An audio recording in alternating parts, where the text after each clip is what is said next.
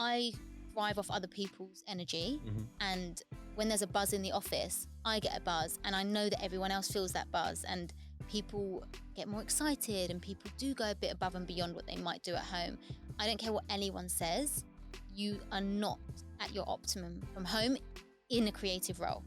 If I could compliment you on it, you definitely have, by the sounds of things and what I can see when I come to your office and so on and so forth, you've clearly created that through the people that you and Sammy are. Yeah, not everyone. Some people hate me. So I'm sure they don't. I love you. I just want to get to the point that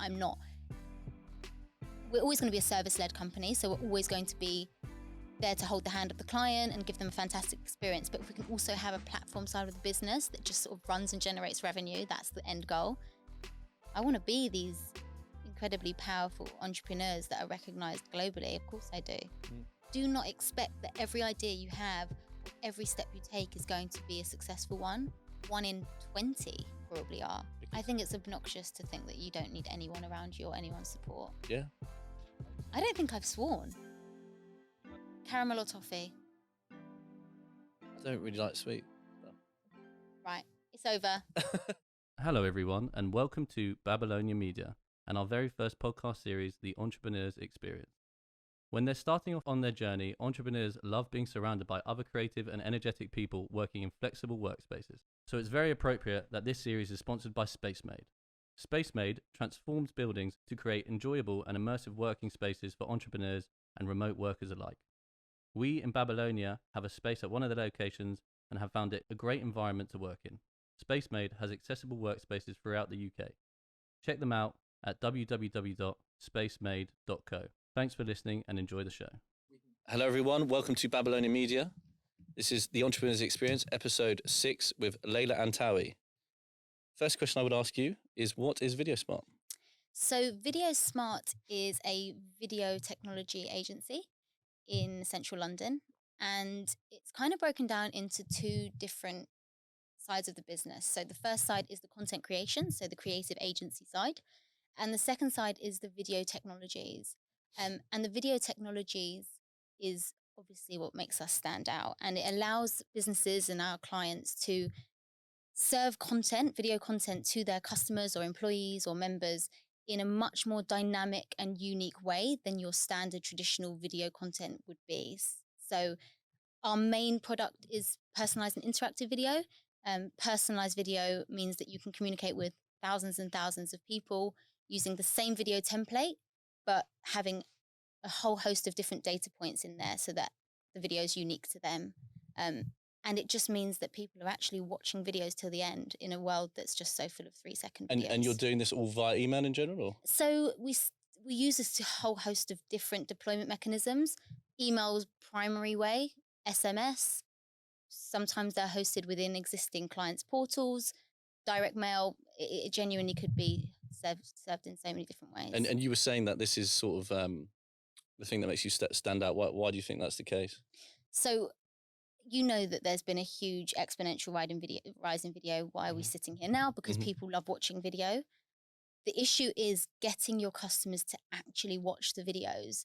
And our technology is very unique in that we can create personalized and interactive content, which is not what many companies do. We're the only company HQ'd in the UK that does it. And there are a few competitors in the space, but it still hasn't been penetrated much yet. Okay, and on that point of sort of email marketing, is that why you think you differentiate, especially in the email case? Because obviously normally people just do sort of spam, that sort of thing, and you're actually making a difference on that behalf. Exactly. I think on average people are receiving about 120 emails a day. And how do you stand out, and how do you make sure that people are reading those emails?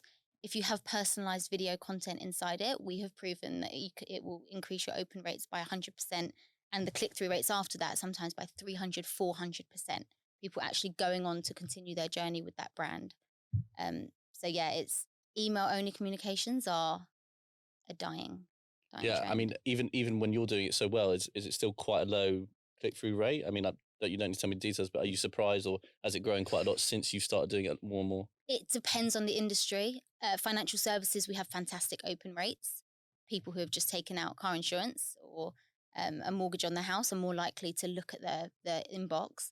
For other industries like travel, yes, of course, the open rates are still low, but we have never not achieved an uplift in open rates using Right, okay. personalized video. Yeah. Okay, and I guess on that point of the type of industries, so you tend to lean towards financial industries, or what are the maybe standout industries that seem to resonate with you? Yeah. So we do work with different industries, but about 70% of our client base are financial services. The main reason for that is the products and services that they're selling are not sexy. And the way that they want to make them sexy is by putting them into a 60-second video. Sure, yeah. A pension statement in the post, 16 pages long.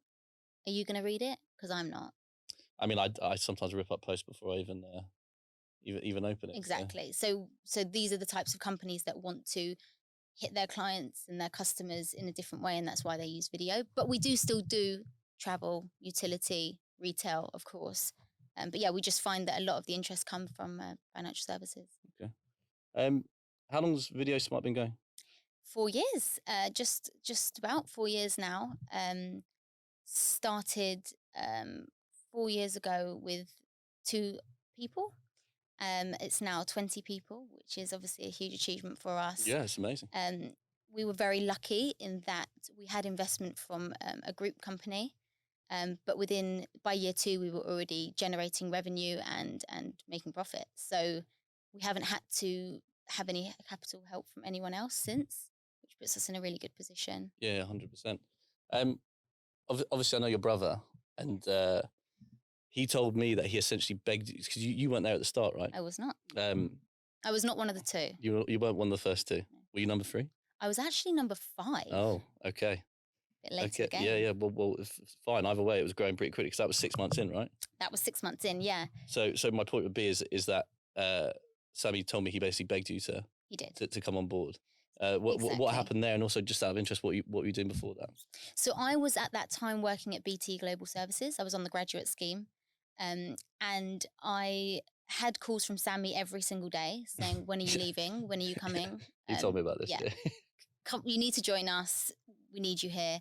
And I really wanted to finish the graduate scheme, because once I'd started, I had to commit to it. I was enjoying it as well. And one day I couldn't bear the calls any longer. So I just decided to pack up, come over to VideoSmart, and I've been here ever since, and it's the best thing I ever did. Okay, amazing. And sorry, elaborate a bit more on what you were doing before with the BT. So BT, as in British Telecom, Yeah. they have a global graduate scheme that is kind of a rotational program where you do 4 different stints of 6 months in different areas of the business. And then you get placed into a role at the end of that in the business unit that you excelled in or enjoyed the most. It's a good scheme, for sure. I'm glad that I didn't join in 2020 when it would have all been remote, because Yeah, of course. Yeah. I just feel so sorry for graduates who are joining graduate programs and things remotely now. But it was good. It exposed me to a number of different things, including marketing, which was good because this is what I do today. Yeah, and I was thinking that, but obviously you did that course, but that graduate scheme, but at the same time, would you say you went into this industry fairly blind, in the sense that you've had to learn on the spot continuously? Yes, is the truthful answer. I think it was less scary going into the day-to-day, like account management and working on the creatives, because that stuff comes naturally to me. In the sense of what, just personal with people, that sort of aspect. Exactly. That didn't scare me. I think obviously what scared me the most and was most new to me was managing people, which I'd never done before. And I came in and I had to come in and essentially manage the whole team with Sammy. So that was quite scary.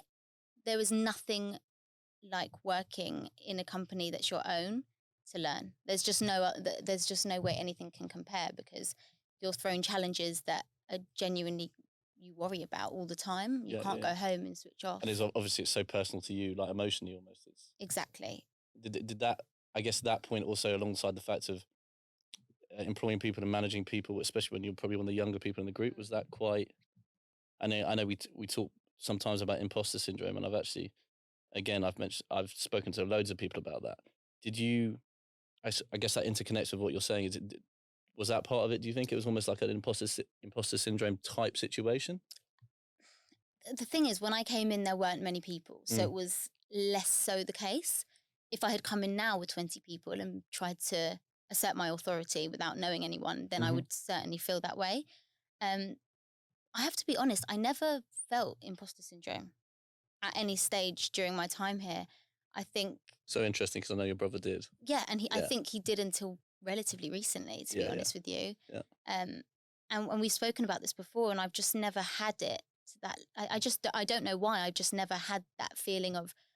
You're obviously much more confident than me and Sammy. That's all I can tell you. Have you? Is that something that you've I've experienced? when I was younger, I definitely, not that I didn't own many businesses that had a huge amount of staff or anything like that, but everything I did, I remember, for example, one time, it sounds crazy, but I owned like a minicab and taxi company, and nice. and all When was all my this?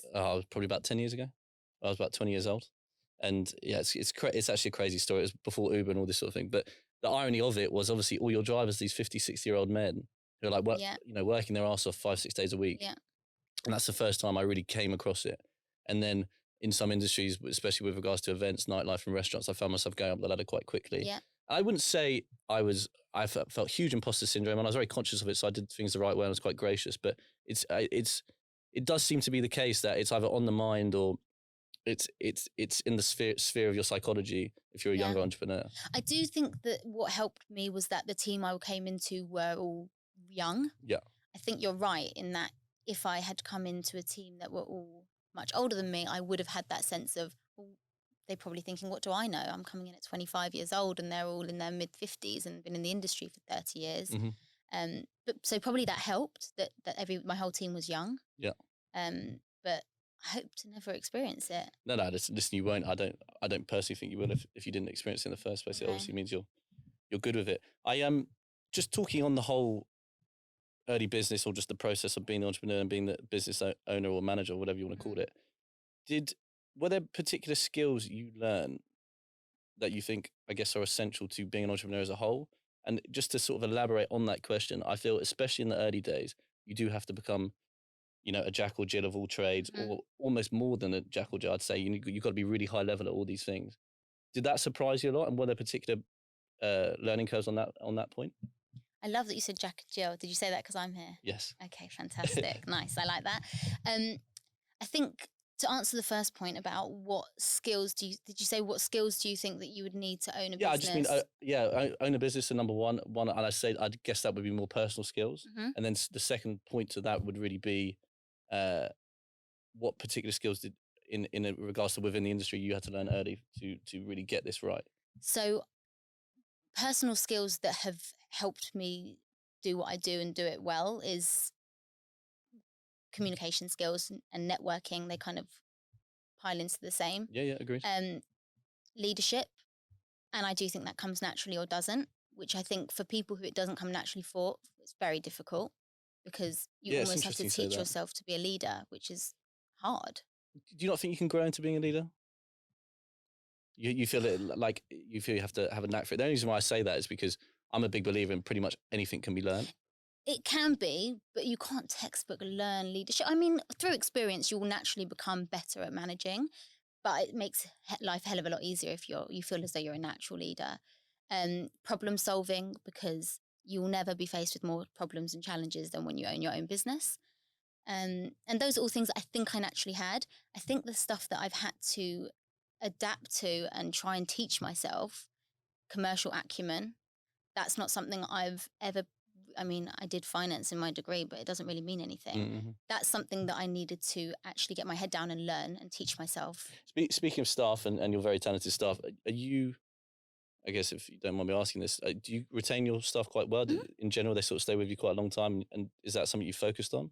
So it's a mix. We've got a core team who have been with us pretty much from the start, who are, I call them the founding team. Claudio, Andre, Chrissy, some of those people who have been with us right from the beginning, who still... Got to mention, guys. You got to mention that. Got to mention. Who are still with us now, the reason they're still with us is because we all share a vision. And I think we're all very in sync with what that vision is. And when we have a goal, we're kind of like all very excited together. The staff that have a lower retention, and when I say lower retention, they're always here for at least a couple of years. But I think when you're younger and starting out in the industry, it's very normal to come to an agency for a couple of years, go to another agency for a couple, and maybe you settle in the end. So those types of staff, they're not with us the whole time, but it's a mix. And if it was up to me, everyone would stay forever. Yeah, yeah. But it's an unrealistic expectation. Of course, yeah. No, listen, I think it's always you tapped it. That's fine. Sam, we're gonna get the lip Sorry. through Sam. Sorry to the sound and camera. Do you know people. I might take this ring off because that's what's making the most noise. It's great though. It's great. With regards to what you're saying about how some staff come and go, I do genuinely think that we're in a world where it's natural to work different industries, or at least different companies within an industry on and off for the first 10 years of your working practice. Whereas obviously in our sort of parents' generation, that's way different. Completely agree. You mentioned before we started recording, or we kind of were recording, but you mentioned Portugal. So just explain to us a bit more what's going on there and why you have an office there. Right, funny story. So Claudio, who I mentioned before, who was with us from the start, he's our head of development at VideoSmart. And a couple of years ago, I think now, he said, I want to move back to Portugal. I don't want to be in the UK anymore. And with that, obviously, I'm going to have to leave VideoSmart. Right, okay. And that wasn't an option. So instead of losing Claudio, we set up an office in Portugal and said, mate, you can go home, but you need to carry on working for us. So it actually just organically happened from one of our founding staff going back home and us saying, well, you can carry on working there and build your own team. And now we've got 3 people out in Porto. He's still head of development. So he's doing work for the UK side and growing within Portugal. Yeah, exactly. So he's still doing what he was doing before, and it's still for our UK clients, but he's just HQ'd out of. I guess he's gaining clients within the local area a bit as well. So we haven't actually got Portugal. We've got international clients. We haven't got Portuguese clients. Oh, really? Okay. No, we haven't. Which obviously we would love to do. You will. Yeah, but sure. It wasn't that we said, "Oh, Porto is a fantastic development hub." It was that one of our staff wanted to go home, and we said, "You can go home, and we're going to start you an office there." And it actually is a really, really good hub of recruiting some amazing talent. So it's worked out really well. And I guess the reason why you were even willing to do that is that because, like you said, that's part of the core team who sort of see the vision. They're part of the bigger picture, and there's that real connection there. So they want to be in it for the long run. Yeah, I mean, it's not like anyone that wants to go back to their home country, they're going to get a little office set up there. Yeah. But we knew that Claudio was someone we not only needed, but we wanted to be with us long term. And I think he shared that desire and was incredibly grateful that we were giving him the opportunity to do it whilst back. I think it's definitely unusual what you've done there. Yeah. If you value him that much, and I guess in the world we're in where it's quite easy to communicate, it's fine. And you've not really had any issues at all. It's quite thrived quite well. And I mean, except for 2020 where he hasn't been able to come over. He was coming over every couple of months or so. He's still very much embedded in the team, respected by the team, even though he manages people in the UK, which is interesting. But yeah, it's worked really well. It's interesting you've done that. Who do you have many competitors in the sense of, you said that you feel you're quite unique and you're quite ahead of the game. Do you have many competitors? And I know we touched on it with regards to what you can produce so quickly.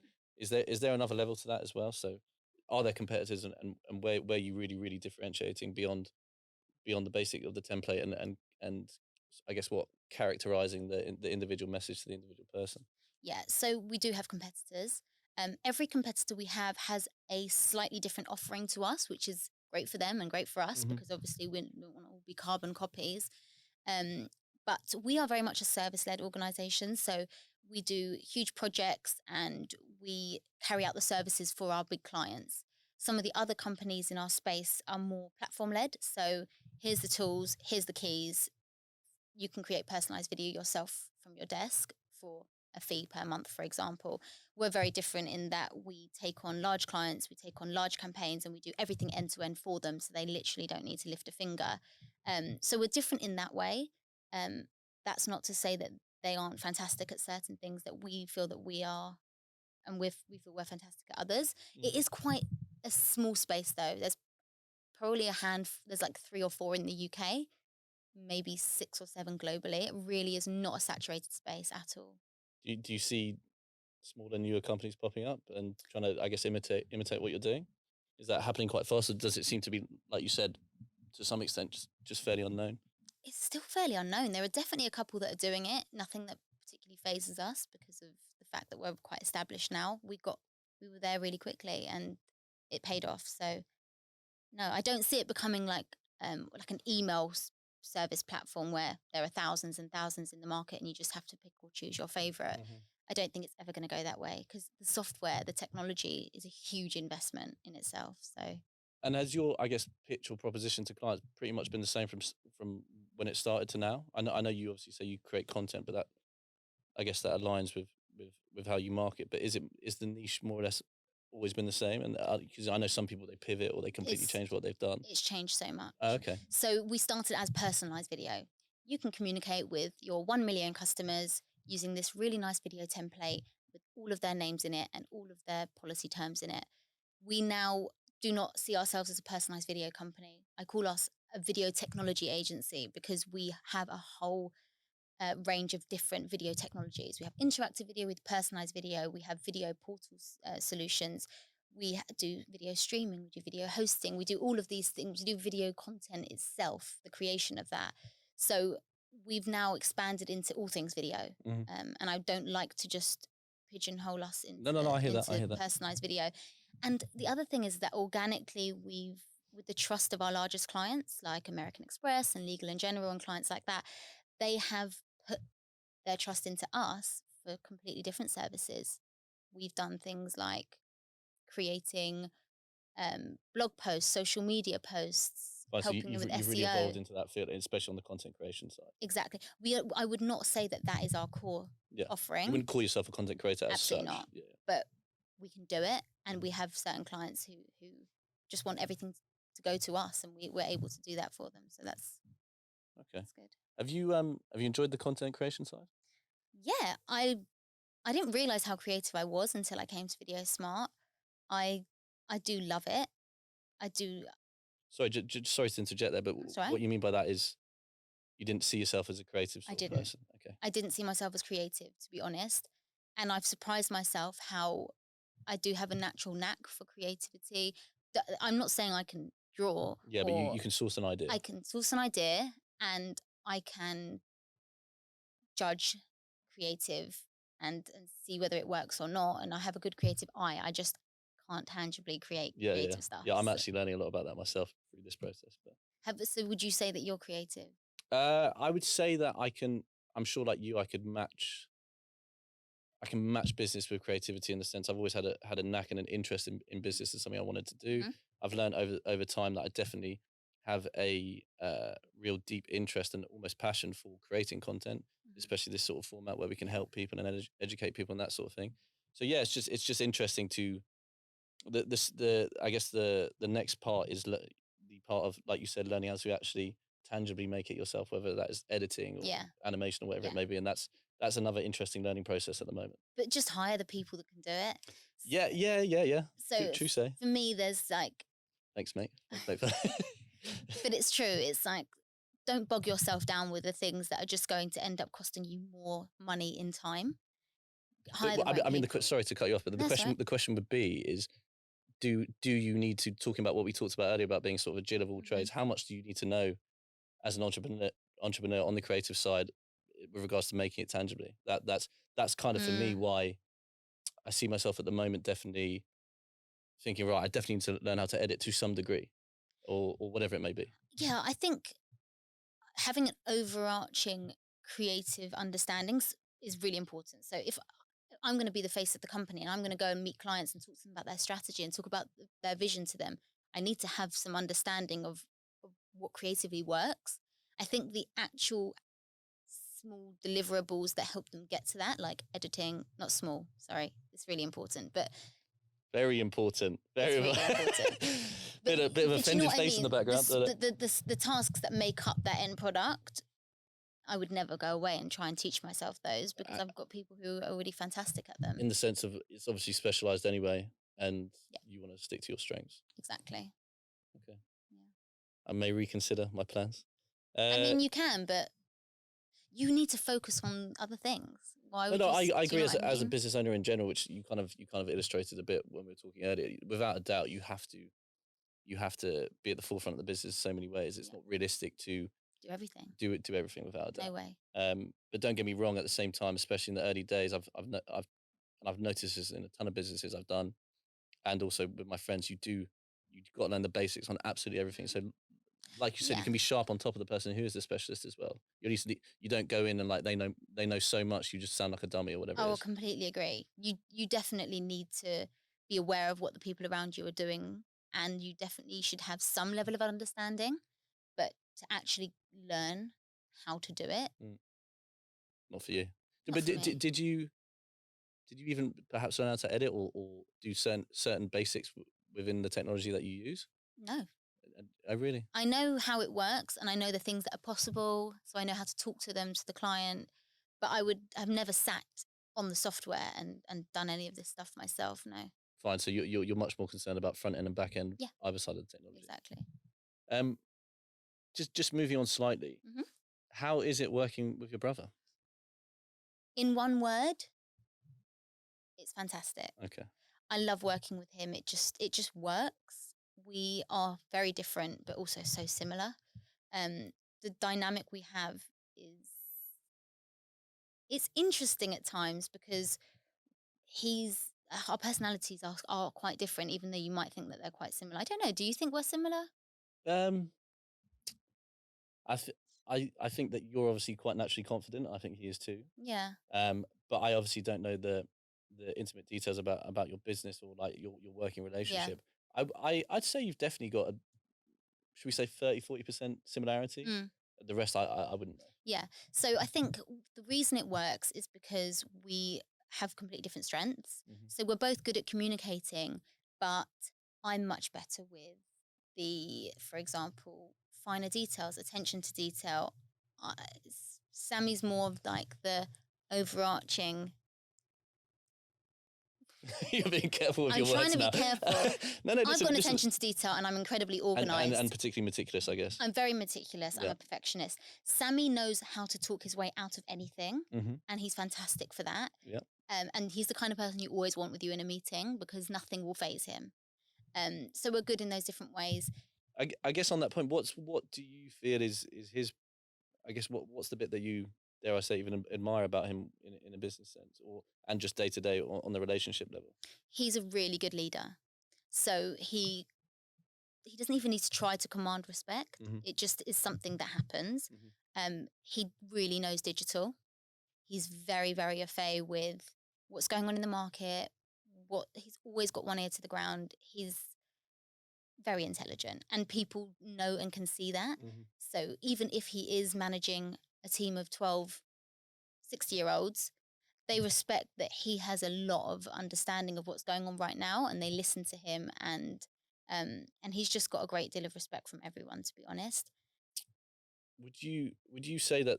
Well, I guess the question would be is what's the reason why you took your apart from obviously the BT graduate scheme? Were you quite reluctant when he came to you and said, look, I want to do this business together? And is that because of the potential dynamic of the brother sister business ownership? I think it's a good question, and I think you're right.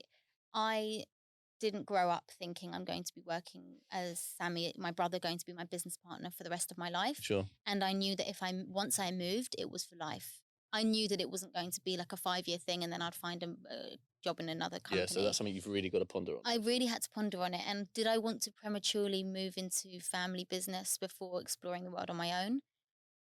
No, I didn't. I wanted to make sure it was right because it would be a disaster if it was done too soon. So that, you're right, it wasn't just wanting to finish the grad scheme. It was definitely some hesitance on my side about, okay, this is a big deal. Like working with family is a big deal. I totally agree. I've seen it in a cut. I know you watched the episode of another family business. It's just the dynamics complete that how much it matters personally. It becomes so much bigger. Yeah, I completely agree. I mean, Sammy and I are together, not so much now this year, but we were working together every single day. And at no point did we ever want the team to feel as though a brother and sister were in the office together. We had team members who were with us for 3 years and they didn't know we were brother and sister. I'm telling you the truth. And they found out on a team night out and they were absolutely gobsmacked. I mean, I think that's a great way to go about it. If anybody could take that advice, if there is a brother, sister, or those sort sort of family dynamics. Yeah. That's a good point. Just act as if it's just a normal business relationship. Don't put weight on it and keep it quite, I guess, disciplined or rigid. Yeah, and you just don't want your team to feel like there's a different dynamic to any other business. I think people love the fact that we're brother and sister because they know how passionate we are about the long-term health of the company, and they know that we're very serious about it. But at the same time, you don't want people to feel like, oh, well, they're a little family unit. Are we just the outsiders? Because that's not how it is. We are all one and the same. I know what you mean, and in the sense of if people know that from the start, it might create that 100%. apprehension. Yeah. So we try not to make a point of that when we have new joiners, for example. It's amazing, actually. You people didn't know that for years. Yeah. I was shocked as well, to be fair. It was a surprising one. It was anyway. a surprise, Yeah. but I also I really love that the rest of the team don't make a thing about it and don't go around being talking about the fact that it's clear that you've done that the right way. It surprises me that, to be honest, that you've been so I guess neutral about it, that it's worked. Sticking with, I guess, the business as a whole, what would you say is there a bigger proposition moving forward? Is there any particular plans in the next year or two, and is there quite a big sort of 5-year plan on the way that you're quite structured with, and that's what you want to do now that you've done 4 years of it? Yeah. So I think in one sentence, our goal over the next 5 years is to be the premier choice for any business for videos technologies. I know that the UK is where we started, but we already have clients in the US, in Australia, in Hong Kong. So I want us to be recognized as the first choice for any video technology solution for any business across the globe. That would be our dream. We are constantly evolving and innovating and working on our roadmap for new technologies. So I think we can do it. I genuinely believe that we have the right talent, the right resource in place to make it happen and make sure that companies think of us when they think of anything video. And I guess because you were in it early, you've got good sort of grounding or concrete grounding to the market as it is, so the platform's there already. The platform's there, but it's a good point because things change all the time and we do have to react. Sometimes we've been working on products that then we think, I don't know if this is going to take off once it's ready in 6 months. And we've had to shift the angle at which we are working on because we need to react to the market and react to what other companies are doing and react to what consumers want. So you're right in saying that we can't have an exact set plan. We are going to execute on this, this, and this by 5 years because it can change at any time. But as an overarching statement, to be the premier choice for video technologies across the world, for B2B, by the way, we're not going to be YouTube. That's a completely different company. Love you, YouTube. Love you, YouTube. Yeah. But B2B, we're on YouTube. We're on YouTube. But B2B, it's a completely different space. It's not comparable to what we do. Of course, yeah. It's so much more direct and personal. Exactly. Could you just, I guess you obviously explained it at the start, but could you give like a very, I guess, tangible example of a product? And what I mean by that is what exactly happens for the consumer, I guess, and what you're creating quite specifically within an email, or whatever it may be. So I'm going to take pensions. I know it sounds boring, but hear me out. So at the moment, you might receive a 16-page statement in the post that tells you about your current projections and how much you're contributing, what that means for your future, and no one reads it and no one cares. Investing in your pension is so important. People don't understand, especially our generation, just brush it off and think it'll be fine. If you're lucky enough to even have a potential pension. Everyone should be enrolled in a pension. Yeah. So these videos that we create, well, instead of getting those 16-page statements sent through your letterbox, you'll get an email with a 60 or 90-second video that says, "Hi, Michael. Thank you for enrolling into the XYZ pension scheme. Today, you have £5,000 in your account and you're contributing 1% of your salary. If you up this to 2%, this could give you 15 grand in the next 6 months and you could have 12 grand to live on in retirement." And it tells you all of those figures in a really easy to understand way, even taking it to the point of, if you carry on how you are, you will not be able to drive a car or live in a house, for example. And it gives you those real life examples and it just makes people sit up. And it's had such a huge impact on how people are managing their pensions and contributing. So some of the companies that we work with have had, straight off the back of the video, 80% of people have gone onto their account to understand what their pensions look like and make changes to their retirement age. So it really is impactful versus the standard traditional forms of communication. Yeah, I can imagine it's so much more engaging, especially today. And you mentioned SMS or text messages. You're doing that as well? Yeah, we do SMS. We're an SMS platform as well. So if you don't have people's email addresses, for example, or their demographic suits it better, for Sure. example, new university students, you can send that video link just through an SMS in the same way you would email. Okay, so then they click on the They link. click on it and it takes them to a video page and they can watch their content. Do you, when you're looking at demographics, just out of interest, do you see quite a distinct difference in what type of messaging works? As in other words, under 25, assuming you would assume SMS is obviously a much bigger engagement than, whereas maybe post 25 or at least post 30, people are maybe more working. Email kind of works. Is there quite an obvious trend there? Or yeah, so we work with our clients to come up with the communication mix, the channel mix. That's all part of setting the strategy with them to understand how we should be targeting them. Sometimes we don't have a choice because we only have people's email addresses, for example. But certainly where we have a choice, we can work to suit the certain demographics and target them accordingly. Yeah. when you talk about the bigger proposition, video technology, obviously we know the type of products you do. Are there other products that you've got planned? Yeah, we have lots of products on our roadmap. They are still video centric. If we want to go into completely different fields, so social media, for example, we will get the right people and we'll recruit the right people to focus on that. What we don't want to do is ever be good at everything. We want to be fantastic at what we choose to do. So in terms of video technologies, we have loads of plans for the future. We have a client portal where all their video content can be hosted in one place in a much more secure and informed way than YouTube, for example. We have loads of solutions in the pipeline that our companies can use. If we don't do that, then we will stagnate. If we just continue to do the standard personalized video product. You definitely don't want to try and do that sort of 360-degree answer to everything because it's too much and it's too widespread, and it doesn't appeal to clients to some extent, because it's like, well, what are you? Leilah, we call this series the Entrepreneur's Experience primarily because obviously we all want to understand the business and that sort of thing, but it's really, for me, and with a lot of what we do within Babylonia, about the more human aspect of that person and what their experiences was. For me personally, for example, my journey in my 20s of discovering myself, finding out things like how fitness was so important to me, not necessarily just on a vanity level or health, but actually it contributes so much to the way I go about my life and all those variables, that the sort of what I call the outside variables that that contribute to your daily sort of efficiency and your business. Do you have some of those parallels, and is there some you could like sort of highlight for us?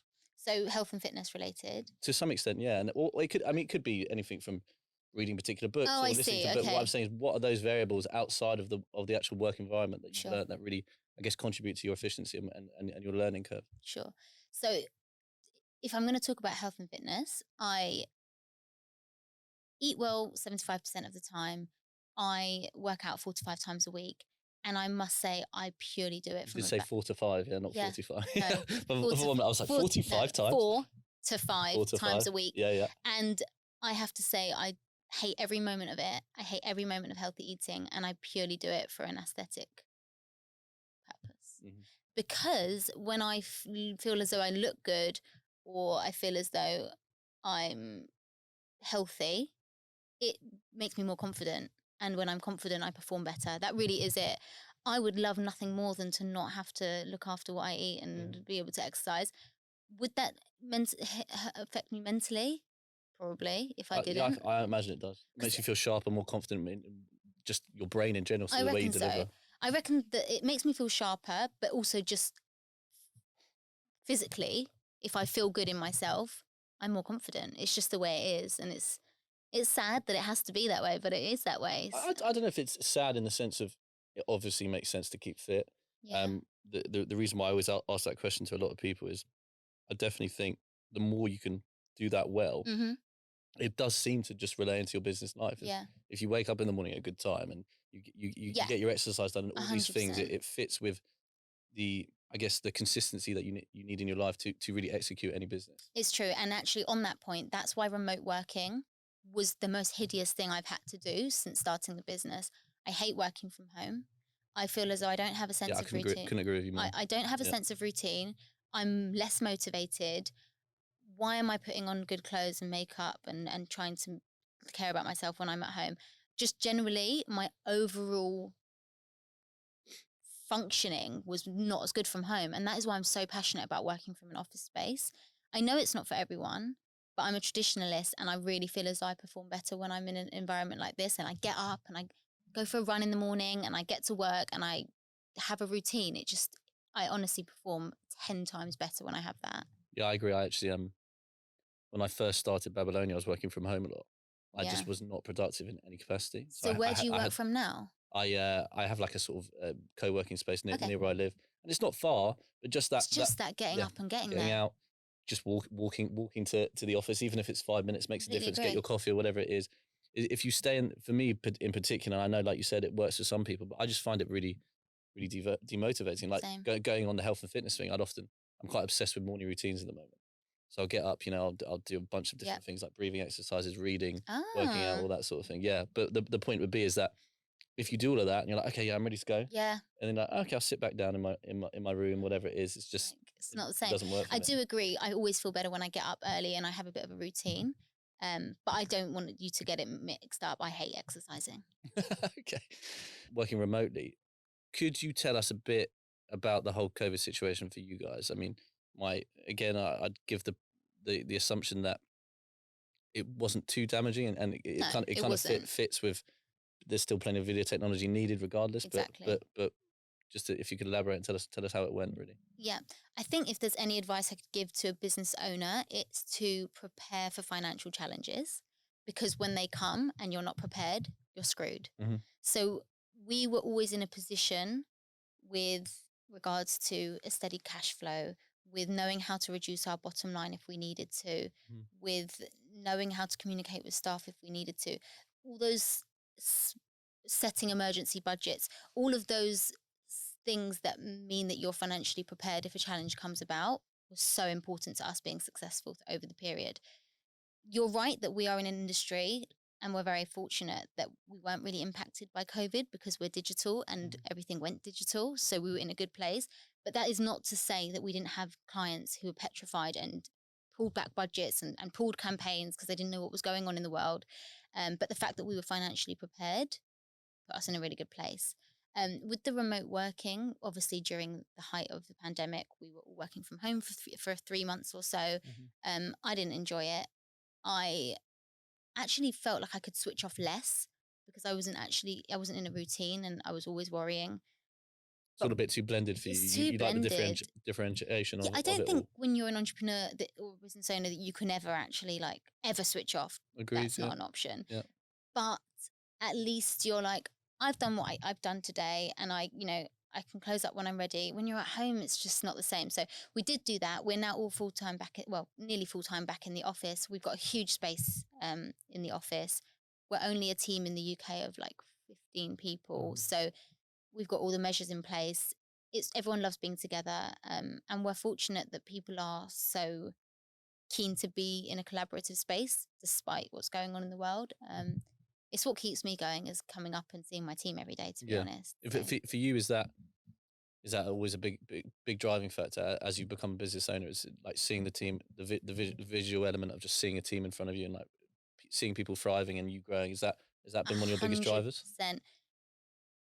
I thrive off other people's energy. Mm-hmm. And when there's a buzz in the office, I get a buzz and I know that everyone else feels that buzz and people get more excited and people do go a bit above and beyond what they might do at home. I don't care what anyone says. You are not at your optimum from home in a creative role. I'm not saying that other companies and businesses can't do it, but the industry that we're in, where we're a creative agency.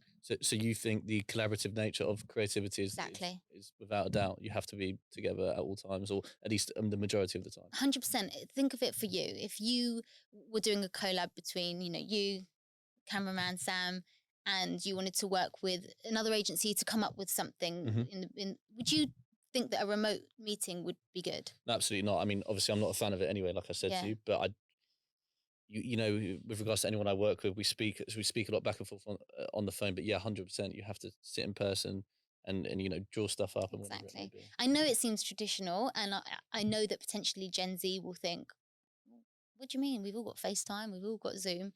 I get that, but until you've experienced that face-to-face collaboration and those brainstorm meetings, I know we're not allowed to say brainstorm anymore, but I didn't know we weren't. we're Why? not. You're too old. Yeah, I probably am. So Why? it's actually Mind politically mapping? incorrect. Really? It's thought thunder. Thought thunder. Yeah. Okay, I'm So going to stick to brainstorming. But yeah. okay. So until you're in that environment where you won't realize how much more impactful it is to be face to face and Sure. drawing up on the whiteboard. Thanks for saying I'm too old, by the way. Oh, sorry, you're literally 2 years older than me, Yeah, so I don't know why I said that. I totally agree on the nature of collaborative creativity. It has to be in person, and that energy, and it's so interesting that drives you forward beyond the plans for the business. That's what gets you up every day, so to speak. That's what gets you going in the morning because you've got things to do, you've got people to meet. That whole energy is for you everything about business, really. I don't think I've ever struggled to get up in the morning since I've started at VideoSmart. When I'm worried about something or things aren't going well, even that gets me up because I need to get to work, I need to figure this out, or I need to do something that's going to erase the negativity or the worry that I had yesterday. I'm always motivated to go to work. I love being around the team. I love being in a creative environment. I love talking to clients. The worst part about COVID is not meeting clients. It's my favorite thing to do. I love going to meetings and building relationships and Teams, and Microsoft Teams doesn't do that for me. It's just talking over each other half the time. Yeah, it's true because no one can hear each other. Exactly. Were there any? You don't have to say. Obviously, you mentioned the client, but were there industries that actually maybe even stepped up their spend as a result of COVID because they knew people would be at home? Did that happen at all? I wouldn't. I would say that budgets were allocated differently. I think people have probably are doing less above the line marketing, billboards and things like that because no one's out and about, as people are less out and about. I wouldn't say that people have suddenly thrown loads of budget because people have marketing budgets and they're set in advance. So that's not really been able to change. Especially at larger companies like yourself. Exactly. That we work with. Yeah. But the solutions and the products that they've chosen to do, or the campaigns that they've chosen to run, have kind of been flipped on their head because of COVID. They've had to be COVID specific. A lot of the messaging was probably a bit insensitive that they had planned prior to COVID, so we've had to change it. But we've had clients who've definitely not withdrawn spend, which has been really good for us. Yeah, it's like I said, it's just great that you're in that industry, that there's no real major bump in the road beyond the working environment. It breaks my heart for the industries that are struggling at the moment. It's just the worst thing imaginable. Yeah, I can agree with you more. I think I obviously worked in the sort of nightlife events industry. They're just doomed. They're just absolutely doomed. And it's so true. It's funny because it's not funny, but it's like you see it happening. People are all over social media just going mad saying something's got to happen, but you just don't see any real light at the end of the tunnel for them. I know. And virtual events, just obviously it's fantastic that people are taking that initiative and doing what they can, but events are about meeting people. Events are about being face to face and socializing, and it's not something that you can really replicate virtually, if I'm honest. You mentioned you can virtually never switch off being a business owner. No. Just out of interest, is there anything you found that helps you switch off now and then, or is it just a case of you just accept it? I've accepted it. Okay, yeah. I thought you'd say that. I think if you are that person that really wants a distinction between your work and your life and want a balance, do not even attempt to start your own business. It's the worst thing that you could do. You need to be prepared to absolutely never switch off at any time. Sometimes I switch off and I feel guilty for doing that. Like half an hour in, I'm like, why am I not thinking about the business? Why am I not thinking about that big pitch next week? So annual leave is a myth. Go away, but be prepared to work. Yeah, you'll be on the phone half the time anyway. And you cannot say, hey, can you just not contact me next week because I'm on annual leave and I really need to switch off? You just can't say that. Like, you're meant to be running this business. If we need you, we need you. And I'm always ready to have conversations on leave. Do you, obviously, clearly have got great team ethic. Do you think that is needed, especially because you've got so many people invested in your vision, and not necessarily are thinking about the business to the 24-hour degree that you are, but they're clearly going above and beyond. Oh yeah. And if you can do that, it makes the work-life balance much more comfortable, right?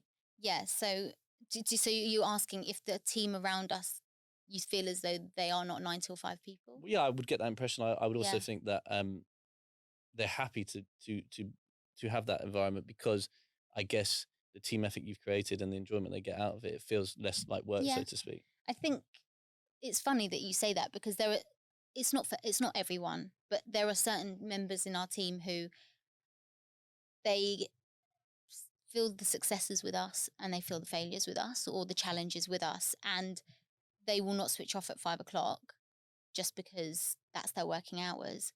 They will go above and beyond and they will put in the extra time. But I do want to stress that that isn't a weekly thing. Mm. It's not something that they feel the pressure to do that often. But when they do, that I get the sense that they're happy to do it because they want something, they want it to go right. I would definitely, if I could compliment you on it, you definitely have, by the sounds of things and what I can see when I come to your office and so on and so forth. You've clearly created that through the people that you and Sammy are, and I think that the kudos to you on that point of view that people actually want to do that for you. Yeah, not everyone. Some people hate me. So I'm sure they don't. I'm sure they don't. I love you all. Yeah, we love you all, guys. VideoSmart. Everyone in the team is Yeah. great. Let's talk about other brands a bit. Is there any brand, and I mean more in an entrepreneurial sense, like over the years when you've taken the time to learn about how this business growth and what companies do particularly well, are there any brands, I guess, or entrepreneurs that you really admire or have really taken note of with regards to helping you learn and the parallels of your journey? Yeah. So there are a few brands that I admire. Um, they linked to the things that I love in life, so that helps. I think brands like, I wouldn't say Amazon. I'm talking Amazon Web Services. So that is AWS is essentially a a company that's obviously part of Amazon that powers things like Netflix and Spotify. It streams all of their video content in the cloud. We use them at VideoSmart. That's how we stream all of our video content and host all of our video content. And the brand itself is only really known to businesses. You wouldn't just like as an everyday consumer care about them or know them. But I've kind of followed their evolution from Amazon and creating AWS and how it's become a monopoly in its market. And I really admire that. I also admire brands like Waitrose. I love Waitrose. I honestly get excited to go to Waitrose because of their branding and the way that they have positioned themselves in the market. It's like a playground to me. I love them as a company. I just admire their branding. I see what you mean. Yeah. I just love Waitrose. Shout out to Waitrose. Shout out to Waitrose. Wherever you are, we love you. Free food. Yeah. Could you even work for them? Could you cater? Yeah, of course we can. What would you do? Should we pitch now? Loyalty card. Waitrose. Cards. I've got that card. You could tell me I've got X points. You could spend it on this. Why not come and see our new products here? There's so many things we could do with video. So yeah, Waitrose, AWS, fashion brands go a bit over my head. Don't invest too much time thinking about them. It's more the technology side of things that I get excited about. What, you don't want to ever sell? It's a tricky question. Certainly not in the 5-year plan or 10-year plan. Oh, really? That far ahead? For you guys, it's just something you always want to be a part of? We just don't need to be bought. So I don't really see the benefit of being bought. If I'm going to be in the business, then I'm going to be in VideoSmart and it's not going to be part of any other organisation. When you say you don't really need to be bought, just what, in the sense of there's no desperation to sell for tens of millions or whatever it is? There's just no need from a monetary perspective. So, and as soon as you're bought, I mean, who am I? A small fish in a large pond, and it's just not. Who knows what the future holds, but it's definitely not on the agenda. It doesn't fit with what you want to do, and I guess. Do you also think, when you think that, like, what would you do if you didn't have the business? I don't. It's a really good question. I think my natural answer is that I'd be working for a large organisation. I wouldn't work for a startup probably.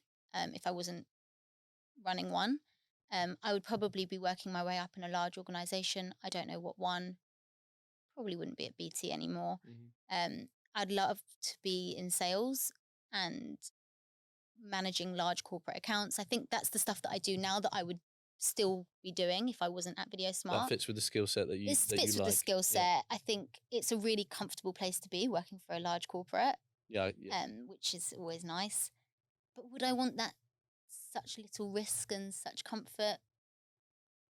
Probably not now, because I'm young and I don't have responsibilities. So I like the nature of what I do. But I've never really thought about what I would be doing, which is Well, I guess the point to me would be: is there any sort of inclinations of other business if you were to sell, but if you're not going to sell, or at least that's not at the forefront of your mind, and at least in the near future, then I guess it's not even something to really contemplate. It's just interesting sometimes. Like it's kind of different for you because I guess, like you said, you didn't have a huge amount of work experience before, but a lot of people. I often ask, did you expect to be doing this when you first started your working career? And I guess for you, because I was getting calls from the first moment I started at BT. yeah, I so it's probably different for you. did think that I was going to be Yeah, there. like it was always coming, I guess. Yeah. But It's it's a good question. I think people would have much more exciting answers than me, but it was less of a shock to me to join VideoSmart than it was for people who randomly started a business and then it did well. yeah. But listen, at the end of the day, it's clearly the right move. Yeah. Case in point with what's going on. With regards to sort of admirations, I would further that point of could you say, and if you don't have an answer, that's fine. But is there any business idols you have on a personal level, as in the individual? Yeah, I think there's a few, both men and women in business, who I admire and I think are fantastic. There's quite people that people wouldn't know about, like Anne Needham, who's the COO of Ocado Technology, which just look it up, because what Ocado are doing from a technology standpoint is absolutely phenomenal. When you have your food packed from Ocado, you would definitely not envisage the way that they pack it is the way that they do. So just look on YouTube. Yeah. It's fantastic. And I love what she's doing. I think she's fantastic. Obviously the CEO of AWS, Andy Jeffy, he's fantastic.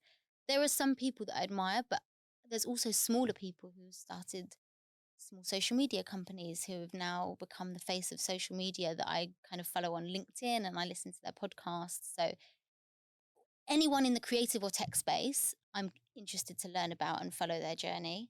And there's new people popping up all the time. But although I admire these people and I love to see what they do, it's not like I'm trying to replicate what they do. Of course, what we do is so different that I kind of have to follow my own journey. But to get inspiration off these people, yeah, 100%. I want to be these incredibly powerful entrepreneurs that are recognized globally. Of course I do. Do you identify any particular, what I'd say, core human skills when you look at people like that? And what I mean by that is, a good example would be is I think you just have to be have this sort of dogged determination no matter what people say from the outside when you talk to people about your business. Are there some parallels there that you really appreciate? I know it's such a cliche to say that entrepreneurs, if you didn't fail loads of times, then you didn't try hard enough. But it's true. It's completely true. It's so true. Like, do not expect that every idea you have or every step you take is going to be a successful one. 1 in 20 probably are. Yeah. Listen, I mean, it's one of the things I'm obsessed with is basically trial and error. I don't think you can, and I can imagine when you're even sourcing ideas or creating content, you have to do that. You go back and forth, like you said, with Sammy or whoever in your team. You must do that even 5-10 times before you really get to the bottom of an idea. 100%. And there's no worse feeling when a client isn't happy with an idea that you've come up with or isn't happy with something that you've done. It doesn't really happen very often, but when it does, because we're so great. Yeah, we're so great. There's nothing never worse goes wrong. because all you want is for people to agree with you and think that everything you do is fantastic, but it's just not the case, and it's unrealistic to think so. But it's just about how you come back from those things and try again, and it will succeed in the end. Yeah, agreed. I mean, I always found it quite a stiff learning curve when you have that idea in your head and you lay it out and you put it on pen to paper and everything else, and then the first person you consult, it's like, well, what's the worst idea you've had? The worst idea? There's so many. That's a good question. Idea that you actually tried to follow through with. I tried to create a credit card reclaim company once, and it's like a debt collection. Yeah. Well, no, not. Do you remember there was this? That's such a funny question. Do you remember? No, it's not funny. It's a great question. It's just funny. It reminded me of that. Do you remember there's this thing called, is it like PP something or another? Oh Basically, yeah, PPE. where they call you up and say, "Did you have a credit PP. Yeah, card?" yeah, yeah, Yeah, yeah, yeah. yeah. So basically, ironically, I should have done it, but way before that was even a thing, I heard about the law Oh, of what was about to come, where there was this massive amount of budget to repay people right. on a credit card scheme, and I put it all together, but I think I was 19, so I just had no clue what I was But you doing. had But imposter syndrome. Where I, you just thought, I yeah, I can't, was basically, I there's no can't way take I this could do on. this. What do Yeah, I know about credit card, you know, details and law and so on and so forth? I just heard about one law and thought, I'll give it a go. yeah. But so I guess it was a kind of good and bad idea, but I guess the bad idea was I didn't get pulled through with it because it ended up being a massive business for 10 years. I So, know, but it is difficult when you don't know if you've got the right resource around you to make it happen. Because well, yeah, number one, there was no resource. yeah, And on top of that, don't get me wrong, it would have been great on a money perspective, but now when I look at things, it definitely wouldn't have been something I enjoyed no, or anything like that. I have no passion for no, it, maybe. exactly. So that, yeah, That's your worst idea. yeah, It's not that bad. I it's thought not you'd that come up bad. with something Why? worse. What's your worst idea? Ooh, It's funny because when you like recite to yourself some of the ones, it's quite funny that comes up. I don't know. I don't It could be think. just an original idea for a client, or it could be. I guess that would be the point, right? Did you have something where you're like, "This is genius," and then you consult everyone, they're like, "No, No, really bad." I think we've made bad hiring decisions here and there. And that's not because people haven't been good. It's that we probably hired roles that we didn't need, but we thought we needed, and then actually the business requirements didn't fit that that hire. Mhm. No one that's with us now, Yeah, but I think more along those lines of thinking you need something at that moment in time, and then being like, we've committed now, and it's really not. It wasn't the right route. I don't think from an idea perspective we've ever gone in front of a client with an actually bad idea. and they've just said, I guess just said, No, no way we're doing that. You haven't had a, we've never had that. No, yeah. people are far too kind. Yeah, yeah, exactly. It's They interesting just what you don't call you say back. about the employment thing. I guess you don't feel that would happen now. This is more in the early days, right? When you had, I guess, big dreams and big plans, Yeah, and you're like, oh yeah, we'll go and get this person to do this. exactly. And then you realise that it's a bit of unnecessary resource that you could have probably outsourced, or that we've definitely learned along the way how to hire correctly and utilize resource in the right way.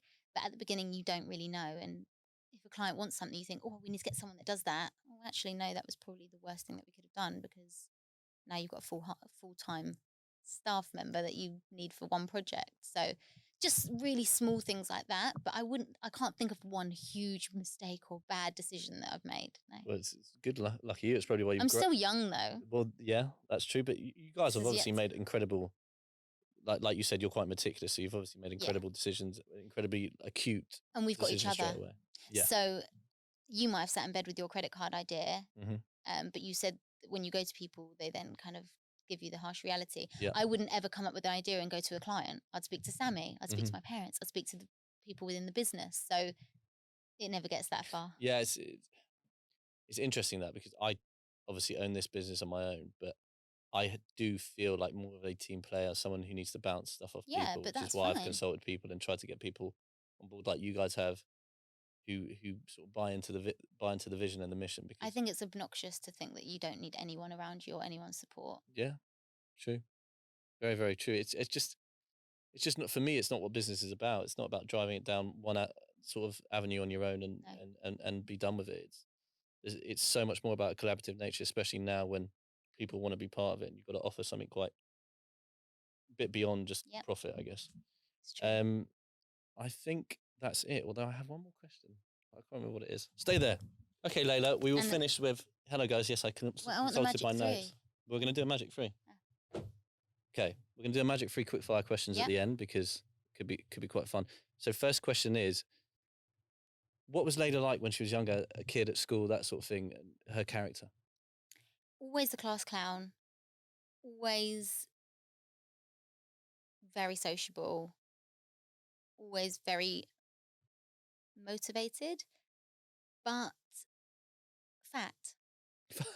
I was a really chubby child. I so wasn't sure what you were going to do there. I was fat, Okay, but fine. I was still confident. Yeah. So I don't know why. So okay, fine, cool. I can And show you. You can put some pictures on the screen. yeah, we could do a few thumbnails Montage on of YouTube. Fat Leilah. Okay. Yeah, fat Leilah turns to business owner. Favorite movie? Limitless. Why? I'd love to be that Yeah. switched on 24 hours a Well, you day. seem pretty switched on, to be fair. but Yeah. Not like I would like Limitless. that pill. Does it exist? Yeah, it's called Adderall. Oh. No, I'm joking. Okay. Adderall is probably the closest thing, right? Would it be Adderall? Yeah, probably. I know you don't know. Limitless. Okay, and last question is, could you shine any light on maybe perhaps a few instances within your business experience about I guess being a woman, or like, is there anything you've noticed that's good or bad about it? What I mean by that is people often talk about perhaps disadvantages. Have you seen that personally? And what's your attitude towards it in general? I've been fairly lucky overall. I don't feel as though I have been disregarded as a woman. I must say I have been to meetings where they automatically assume that Sammy's the leader and I'm secondary. Um, I I try not to really take notice, and to be honest with you, that dissolves really quickly. As soon as you know what you're talking about, and as soon as you show that, people are, they get rid of those preconceptions. Any pretense they have Yeah, of gets sort of course. dissolves quite quickly. Yeah, so I haven't. I have to say, I don't feel as though I've been in any situations where I felt really like there was a misogynistic man that made me feel really low about myself. Never experienced it before. I think if you're credible and you know what you're doing and you're good, It's very hard to ignore. it's hard to ignore. It's irrelevant. And yeah, I'm lucky enough to not have experienced that. Good, fantastic. I'm glad you haven't. All right, well, that's how we're going to conclude. So thank you very Okay. much, Well, Leilah. thank you for having me, Mike. It's been a pleasure. Well, thank you for having me, technically. Cause Oh yeah, your this is our office, to be fair. But yeah, it's brilliant. Bravo. Thank you. Thank you very much. Thank you. Hey guys, although we technically concluded the interview there, we actually carried on talking for a while and there's some great conversations. So we decided to add that. You join us when me and Leilah are talking about parents and the disciplines they can install that's really useful. And she started to talk about her inspiration behind her parents. And it was just a really great conversation. So please enjoy the second part and hope you enjoyed the show. They are the perfect balance, and without one another, it would have been nothing. And you're right in saying that seeing them so hardworking from us being born till now, still, it did motivate me. It's made me never want to slack because they didn't. And although they came from nothing and I came from something, it doesn't really make a difference to me because I still see I just feel so proud of them because they're so incredibly motivated and hardworking and inspirational. And I do sometimes get that moment of not wanting to let them down and not wanting to be less good than they've been. And I think my brother feels that too. I think both of us are like, well, they were amazing and they still are, and they work ridiculous hours and they never switch off. So why should we? Yeah, it definitely has quite a big impact Oh, and influence on the way you go about your life in a business sense. It does. And they do reward that, they're very proud of us and they always tell us so. But I do feel sometimes like, well, if I don't go the extra mile there, is they going to feel like, well, we had to do all of that stuff. Why are you not going the extra mile? So I think that is always in the back of my mind, and it does always push me to do more. I think it's a great. Yeah. It just only to me really illustrates the point of obviously your parents were fantastic in that aspect, and I know, like you said, fine, you didn't have it as hard as them in some aspects in the world, but I think everybody has variables and contributions that affect who they are, no matter who you are, no matter how privileged you are. But I also think it's very important to note that if you are a parent and you've done well, that if you create the ethics and push the ethics that got you to where you are into your kids, that will then sort of shine through with what you do. And it's quite obvious that you guys, that happens with both you and Sammy. It does. I think it can go both ways. So there's some people who came from nothing, didn't have that to look up to, and therefore that's what they really want because they never had it. And then there's the other side where, like us, we saw it, we had it, we were never without, but I still want to do more than that. And I want to do what they've built justice. And I'm always conscious of that. I don't ever want it to, stagnate. I want to continue to grow what they have. I think Sammy is absolutely phenomenal at doing that. And he's a huge driving force in that.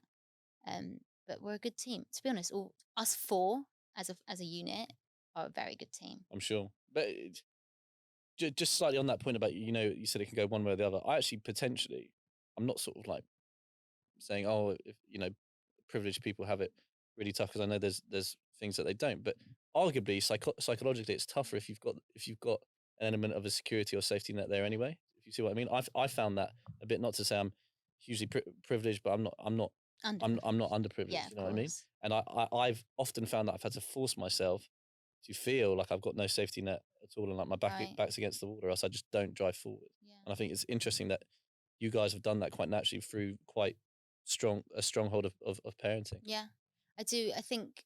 Do you think that sometimes when you're privileged that you could become lazy with it? Without a doubt. I mean, Yeah. we all know people who've done that. We've all know people who, parents created this empire and they've just let it fall apart. It's the cliche classic thing you hear of. But then it's hard because it's so much pressure. And if you're not actually invested in it and passionate about it, it's quite a lot to ask. So I love digital and I love creativity and I love the industry that I'm working in. So that helps. But who goes to say that like Nav cared about fashion? What if he didn't? He would have not done anything with it. Well, but I mean, yeah, 100%. But interestingly, on his point of view, he found the passion. He found the care for the business because it was a family business, and then he found the passion within it. And I think that point of the ethic is the most important thing. Yeah. Same with you guys. You guys. Well, I guess Sammy initially, and then it came on to you as well. But like, you realise more or less you have no choice but to drive forward, and I guess in inverted commas achieve something, and that's the real challenging part, I think, for someone who's perhaps has a safety net or has something there. It's true. Okay, Leilah, you are engaged. Is that correct? I am indeed. Is he a business owner himself? So Bradley is a lawyer. Mm-hmm. He's a commercial property lawyer in central London. He's not a business owner. Mm-hmm. He is incredible at law and he's very hardworking. And we have such polar opposite day to days. It's not even funny. There's no parallels between what we do except for that we both work in central London. Elaborate on that. So he works on contracts and I work with people on video. It's just... Fine. So his is particularly, dare I say, like quite corporate conventional, which is nothing wrong with it, but that's what he does. Whereas you're complete opposite. But we say to each other every day we get back from work and we spend time talking about our days because that's what we do.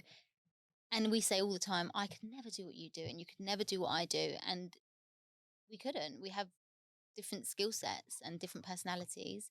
And it's probably what makes us work on a personal level. But our careers are just so far removed. Quick 5 questions. We'll do a few. Let's do it. Yeah. So, tea or coffee? Coffee. Chocolate or sweets? Chocolate. But crisps. But okay. Cinema or at home? At home. Pasta or pizza? Pasta. Leo or Brad? Who's Leo? Leo DiCaprio or Brad Pitt? My fiance's called Brad. I was like, obviously I was so confused. You said quick fire, so they got to be quick. Brad, okay, fine. Seaside or countryside? Oh, depends where. In general, seaside, countryside in the UK. This is a quick fire round. I'm not sure he got the idea. Okay, so in the UK, countryside. Other places, seaside. Right. Planes or boats? Boats. Caramel or toffee? I don't really like sweet stuff. Right. It's over.